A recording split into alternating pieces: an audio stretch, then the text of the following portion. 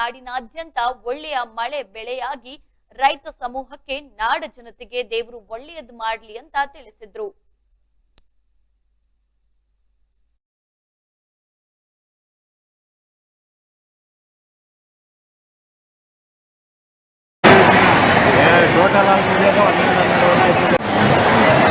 Pass ಆದ್ರೂ ಸರಿ ಅಂತ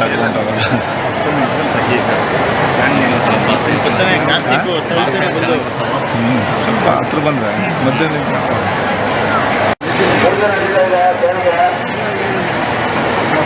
ಸ್ವಲ್ಪ ಜಾಗ ಬಿಟ್ಕೊಡ್ಬೇಕು.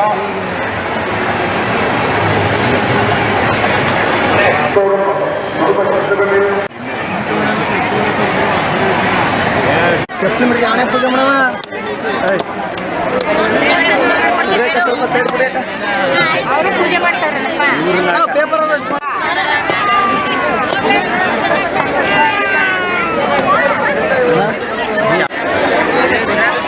ಬರೀ ಅವ್ರಿಗೆ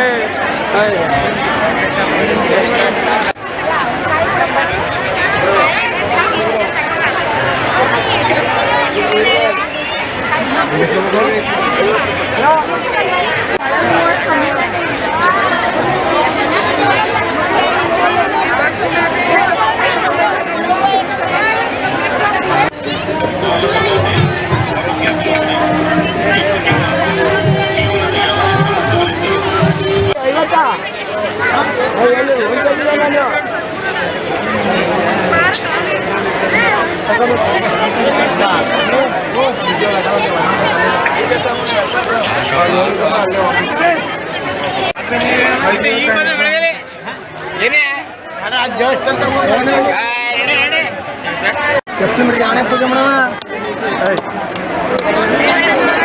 ಸ್ವಲ್ಪ ಸೈಡ್ ಅವರು ಪೂಜೆ ಮಾಡ್ತಾರಲ್ಲಪ್ಪ ಪೇಪರ್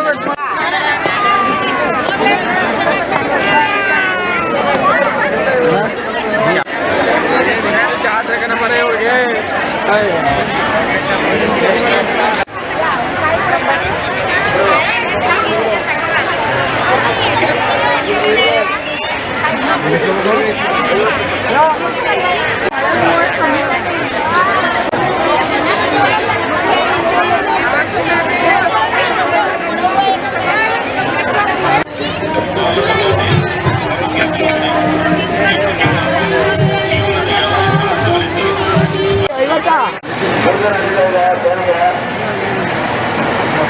ಸ್ವಲ್ಪ ಜಾಗ ಬಿಟ್ಕೊಡ್ಬೇಕು.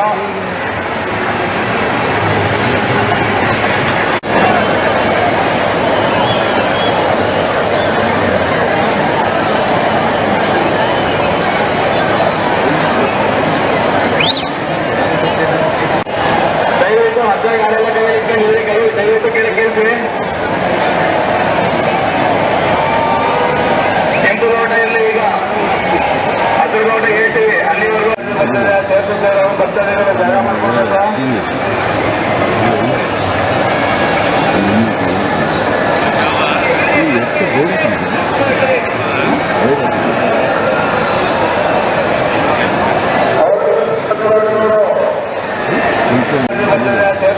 ಬರ್ತಾರೆ ಜಾಗ ಮಾಡ್ಕೊಳ್ಬೇಕು.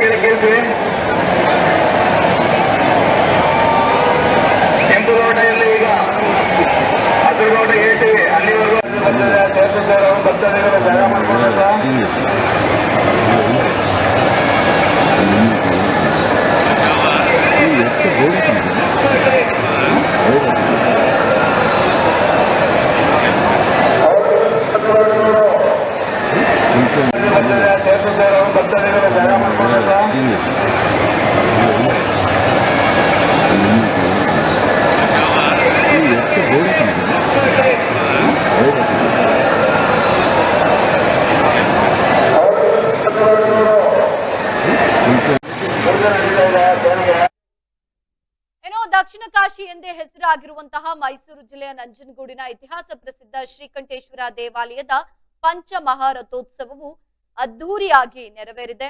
ರಥೋತ್ಸವದಲ್ಲಿ ಕರ್ನಾಟಕ ಮಾತ್ರವಲ್ಲದೆ ಬೇರೆ ಬೇರೆ ರಾಜ್ಯಗಳಿಂದ ಲಕ್ಷಾಂತರ ಭಕ್ತರು ಭಾಗವಹಿಸಿದ್ದಾರೆ. ದೇಗುಲದ ಅಲಂಕಾರ ಇರ್ಬೋದು, ಶ್ರೀಕಂಠೇಶ್ವರ ರಥವನ್ನ ಕಣ್ತುಂಬಿಕೊಂಡಿದ್ದಾರೆ ಭಕ್ತರು ಅಂತ ಹೇಳ್ಬೋದು. ಇನ್ನು ಕರ್ನಾಟಕ ಹಿಂದೂ ಧಾರ್ಮಿಕ ದತ್ತಿ ಹಾಗೂ ಮುಜರಾಯಿ ಇಲಾಖೆ, ಮೈಸೂರು ಜಿಲ್ಲಾಡಳಿತ, ನಂಜನಗೂಡು ತಾಲೂಕು ಆಡಳಿತ ಬಿಗಿ ಬಂದೋಬಸ್ತನ್ನ ಏರ್ಪಡಿಸಿದೆ. ಎಲ್ಲಾ ರೀತಿಯ ವ್ಯವಸ್ಥೆಯನ್ನ ಅಚ್ಚುಕಟ್ಟಾಗಿ ಮಾಡಿದೆ ಅಂತ ಹೇಳಿದ್ರು ಕೂಡ ತಪ್ಪಾಗ್ಲಿಕ್ಕಿಲ್ಲ. ಇನ್ನು 2 ದಿನಗಳ ಬಳಿಕ ಇಲ್ಲಿ ತೆಪ್ಪೋತ್ಸವ ಕೂಡ ನಡೆಯಲಿದೆ. ಇದಕ್ಕೂ ಕೂಡ ಎಲ್ಲಾ ರೀತಿಯ ತಯಾರಿಗಳನ್ನ ಮಾಡಲಾಗಿರುವಂತದ್ದು. ಇನ್ನು ಪಂಚಮಹಾರಥೋತ್ಸವದ ವೇಳೆ ಹಿಂದೆ ಕೆಲವು ಬಾರಿ ಅನಾಹುತಗಳು ಕೂಡ ಆಗಿವೆ. ತೇರು ಹರಿದು ಭಕ್ತರಿಗೆ ತೊಂದರೆಯಾದ ಉದಾಹರಣೆಗಳು ಕೂಡ ಇವೆ. ಇದ್ಯಾವುದೇ ರೀತಿಯ ಘಟನೆಗಳು ಮರುಕಳಿಸಬಾರದು ಅನ್ನೋ ಒಂದು ಉದ್ದೇಶದಿಂದ ಜಿಲ್ಲಾಡಳಿತ ಇರ್ಬೋದು, ಜೊತೆಗೆ ಶಾಸಕ ದರ್ಶನ್ ಧ್ರುವನಾರಾಯಣ್ ಇರ್ಬೋದು, ಎಲ್ಲರೂ ಕೂಡ ಸಭೆಯನ್ನ ನಡೆಸಿ ಅಚ್ಚುಕಟ್ಟಾಗಿ ವ್ಯವಸ್ಥೆಯನ್ನ ಮಾಡಿದ್ರು. ಅದೇ ರೀತಿಯಾಗಿ ನಿನ್ನೆ ರಾತ್ರಿಯಿಂದಲೂ ಕೂಡ ನಂಜುಂಡೇಶ್ವರನ ದೇಗುಲದಲ್ಲಿ ಒಂದು ರೀತಿಯಾಗಿ ದೊಡ್ಡ ಜಾತ್ರೆ ನಡೀತಾ ಇದೆ. ಅಲ್ಲಿ ಸಾವಿರಾರು ಲಕ್ಷಾಂತರ ಭಕ್ತರು ಆಗಮಿಸಿ ಜಾತ್ರೆಯನ್ನ ಕಣ್ತುಂಬಿಕೊಳ್ತಾ ಇದ್ದಾರೆ, ಮಹಾರಥೋತ್ಸವವನ್ನ ಕಣ್ತುಂಬಿಕೊಳ್ತಿದ್ದಾರೆ. ಜೊತೆಗೆ ಪೂಜಾ ವಿಧಿವಿಧಾನಗಳು ಕೂಡ ಬೆಳಗ್ಗೆಯಿಂದಲೇ ಮುಂಜಾನೆಯಿಂದಲೇ ನಡೀತಾ ಇರುವಂತದ್ದು. ಏನು ಶುಭ ಮೀನ ಲಗ್ನ ಇದೆ, ಈ ಲಗ್ನದಲ್ಲಿ ನಂಜುಂಡೇಶ್ವರನಿಗೆ ಪೂಜೆಯನ್ನ ಮಾಡಲಾಗಿದೆ. ಅರ್ಚಕರು ವಿಧಿವಿಧಾನಗಳನ್ನು ಕೂಡ ನೆರವೇರಿಸಿದ್ದಾರೆ.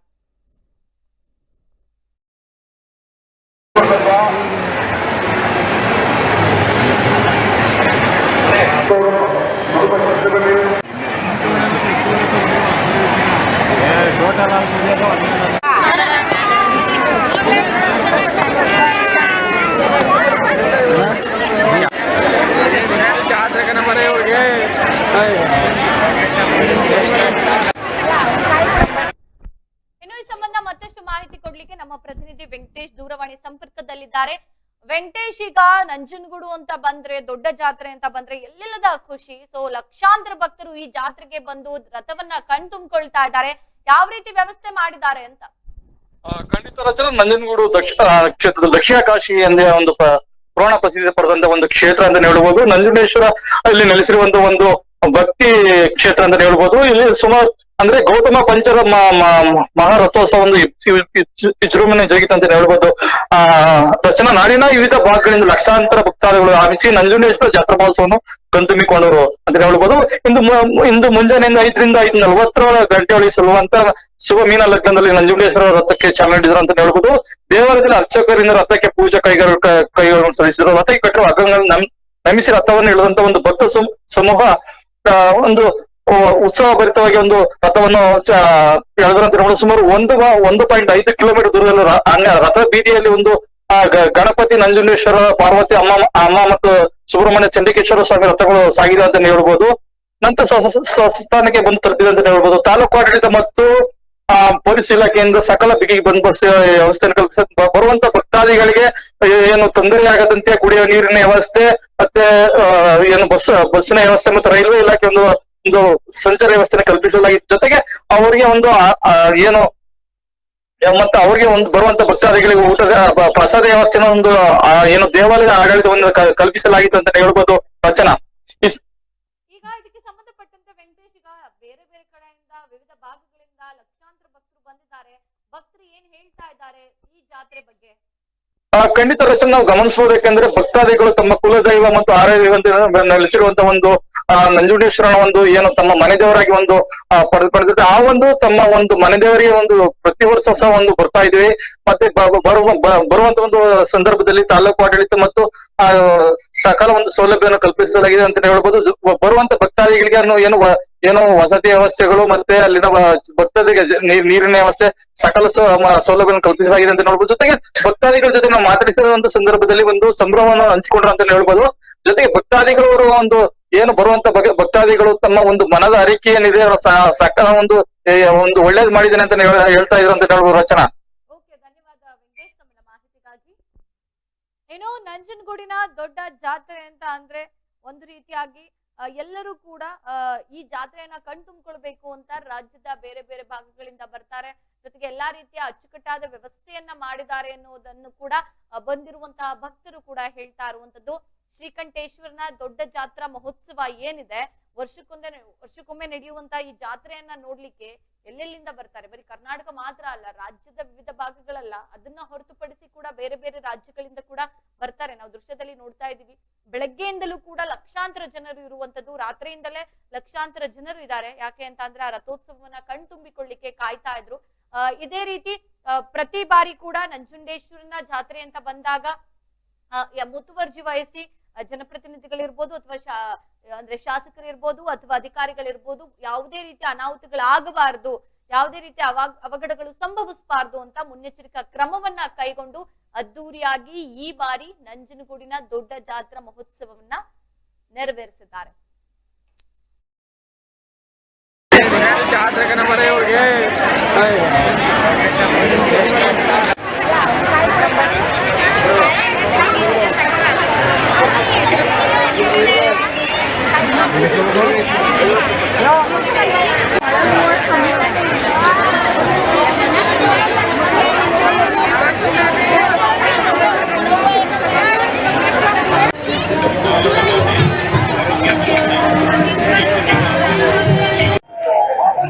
ಪಟ್ಟಣದಲ್ಲಿ ಶ್ರೀಕಂಠೇಶ್ವರ ಸನ್ನಿಧಿಯಲ್ಲಿ ದೊಡ್ಡ ಜಾತ್ರೆ ಮಹೋತ್ಸವ ನಡೀತಾ ಇದೆ. ನಮ್ಮ ನಾಡಿನ ಜನತೆಗೆ, ನಮ್ಮ ಕ್ಷೇತ್ರದ ಜನತೆಗೆ ಒಳ್ಳೆಯದಾಗಿ ನಾನು ಶುಭವನ್ನ ಕೊಡಲಿಕ್ಕೆ ಬಯಸ್ತೇನೆ. ದೊಡ್ಡ ಜಾತ್ರೆ ಮಹೋತ್ಸವದ ಹಾರ್ದಿಕ ಶುಭಾಶಯಗಳನ್ನು ಬೆಳಗಿನ ಜಾವ ಸುಮಾರು 4 ಗಂಟೆಯಿಂದಲೇ ಪೂಜೆ ಪುರಸ್ಕಾರಗಳು ಪ್ರಾರಂಭವಾಗಿದೆ. ಎರಡನೇ ದಿವಸನೇ ಲಕ್ಷಾಂತರ ಭಕ್ತಾದಿಗಳು ಬಂದು ಶ್ರೀಕಂಠೇಶ್ವರ ಆಶೀರ್ವಾದವನ್ನು ಪಡ್ಕೊಂಡು ಹೋಗ್ತಾ ಇದ್ದಾರೆ. ಅದರಿಂದ ಇವತ್ತು ಕೂಡ ನೋಡಬಹುದು ಲಕ್ಷಾಂತರ ಜನ ಇಲ್ಲಿ ಸೇರಿದಂಥದ್ದು ನಿರಂತರವಾದಂತಹ ಒಂದು ಪ್ರಯತ್ನ. ನಮ್ಮ ಮೈಸೂರು ಜಿಲ್ಲೆಯ DC-ದವರು, ADC-ದವರು ಸತತವಾಗಿ 2 ಬಾರಿ ನಾವು ಪೂರ್ವಭಾವಿ ಸಭೆಯನ್ನು ಹಮ್ಮಿಕೊಂಡು ಜಾತ್ರಾ ಮಹೋತ್ಸವ ಯಾವ ರೀತಿ ಮಾಡ್ಬೋದು, ನಾವು ಯಾವ ರೀತಿ ಕೃಷಿಗೊಳಿಸ್ಕೊಂಡು ಬಗ್ಗೆ ಪೂರಕವಾದಂತಹ ಎಲ್ಲಾ ರೀತಿಯಾದಂತಹ ಸಹಕಾರವನ್ನ ನಮ್ಮ DC-ದವರು, ADC-ದವರು ನೀಡಿದ್ದಾರೆ. ವಿಶೇಷವಾಗಿ ನಮ್ಮ ಗ್ರಾಮಗಳ ಅಕ್ಕಪಕ್ಕದ ಗ್ರಾಮಗಳ ಯಜಮಾನರುಗಳು, ಎಲ್ಲ ಹಿರಿಯ ಮುಖಂಡರುಗಳು ಅವರ ಒಂದು ಸಲಹೆ ಸೂಚನೆಯನ್ನ ಕೂಡ ನೀಡಲಾಗಿತ್ತು. ಅದರಿಂದ ಎಲ್ಲರೂ ಕೂಡ ಒಗ್ಗೂಡಿಸಿ ನಮ್ಮ ಅಧಿಕಾರಿ ವರ್ಗದವರು ಇವತ್ತು ಜಾತ್ರಾ ಮಹೋತ್ಸವವನ್ನು ಯಶಸ್ವಿಯಾಗಿ ನಡೆಸ್ಕೊಂಡು ಹೋಗ್ತಾ ಇದ್ದಾರೆ. ಇದು ಕೂಡ 2 ಅವರ್ ಆಗ್ತದೆ. ಅದರಿಂದ ತಮ್ಮೆಲ್ಲರೂ ಕೂಡ ಶುಭವನ್ನ ನಾನು ಕೋರ್ಲಿಕ್ಕೆ ಬಯಸ್ತೇನೆ. ಇವತ್ತು ನನ್ನ ಪುಣ್ಯ, ಒಂದು ಕ್ಷೇತ್ರವನ್ನ ನಾನು ಪ್ರತಿನಿಧಿಸ್ತಾ ಇರೋದು ಒಂದು ಪುಣ್ಯ. ಈ ಕ್ಷೇತ್ರವನ್ನ ನನಗೆ ಪ್ರತಿನಿಧಿಸಲಿಕ್ಕೆ ಒಂದು ಅವಕಾಶವನ್ನ ಮಾಡಿಕೊಟ್ಟು ಈ ಒಂದು ಜಾತ್ರಾ ಮಹೋತ್ಸವದಲ್ಲಿ ಇವತ್ತು ಅವಕಾಶವನ್ನ ಮಾಡಿ ನನಗೆ ರಥವನ್ನು ಚಾಲನೆ ನೀಡಲಿಕ್ಕೆ ಅವಕಾಶವನ್ನ ಮಾಡಿಕೊಟ್ಟಂತ ನಮ್ಮ ಕ್ಷೇತ್ರದ ಎಲ್ಲ ನನ್ನ ಗೌರವಿತ ಬಂಧು ಮಿತ್ರರಿಗೆ ನಾನು ತಿಳಿಸಿ ಸದಾಕಾಲ ಚಿರಋಣಿಯಾಗಿರ್ತೇವೆ. ಅವರ ಸೇವೆಯನ್ನ ಪ್ರಾಮಾಣಿಕವಾಗಿ ನಿಷ್ಠೆಯಿಂದ ಮಾಡ್ತೇವೆ. ಸ್ವಲ್ಪ ಜಾಗ ಬಿಟ್ಕೊಡ್ಬೇಕಾ?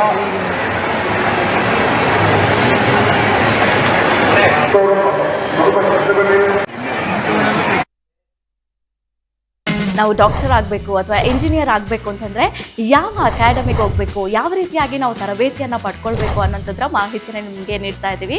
ನಮ್ಮ ಸಂಸ್ಥೆ ಎಕ್ಸೆಲ್ ಅಕಾಡೆಮಿಕ್ ಸಂಸ್ಥೆ 15 ವರ್ಷದಿಂದ ನೀಟ್ ಮತ್ತು CET JEE ಕೋಚಿಂಗ್ ಕೊಡ್ತಾ ಬರ್ತಾಯಿವಿ. ನಂಬರ್ 1 ಫ್ಯಾಕಲ್ಟೀಸಿಂದ ನಾವು ಟೀಚ್ ಮಾಡಿಸ್ತೀವಿ.